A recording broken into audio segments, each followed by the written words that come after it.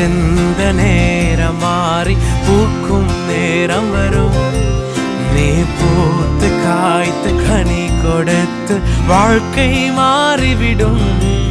உன்னை பார்த்து நகைத்த உறவுகள் எல்லாம் மீண்டும் கூட வரும்.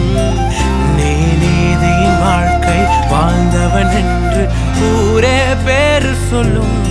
மனசே